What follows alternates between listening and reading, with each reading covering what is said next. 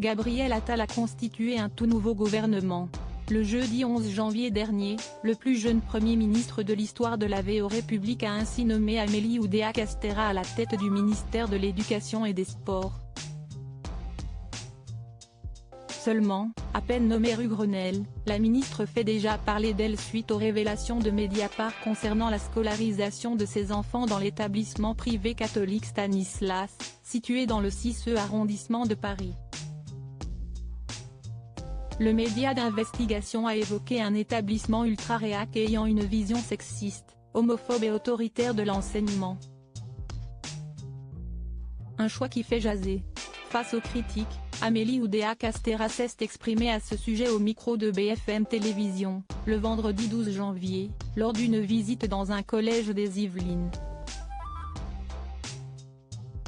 La ministre a d'abord expliqué que son fils Vincent avait été, comme elle, scolarisé à l'école publique. Mais, après avoir vu des paquets d'heures qui n'étaient pas sérieusement remplacées, elle et son mari en ont eu marre, comme des centaines de milliers de familles. Pour se défendre, Amélie Oudéa-Castéra a également souligné qu'il s'agissait d'un choix de proximité. Avant de stigmatiser les choix des parents d'élèves, si est-il important de rappeler que l'école, si est-il celle de la République, et que la République travaille avec tout le monde, a conclu la ministre. Des propos qui sont loin d'avoir convaincu certains syndicats comme la CGT Éducation et le SNUIP FSU, et même une partie de la classe politique. Qui sont les ministres du gouvernement Attal? Ces ministres de l'Éducation nationale qui ont scolarisé leurs enfants dans le privé. Amélie Oudéa-Castéra n'est toutefois pas la seule ministre de l'Éducation nationale à avoir scolarisé ses enfants dans un établissement privé.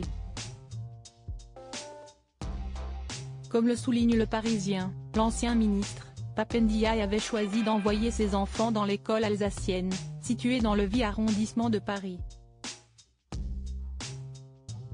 Avant lui, Jean-Michel Blanquer avait laissé sous-entendre que ses 4 enfants n'étaient pas tous scolarisés dans le public. Tout comme Luc Châtel, qui avait souligné que, selon les enfants, un système pouvait être mieux adapté que l'autre. François Fillon avait également choisi d'inscrire ses enfants dans le privé. Enfin, Luc Ferry, père de 3 enfants, avait 2 filles scolarisées dans le privé puisque sa femme était catholique. Crédit photo, Cyril Moreau.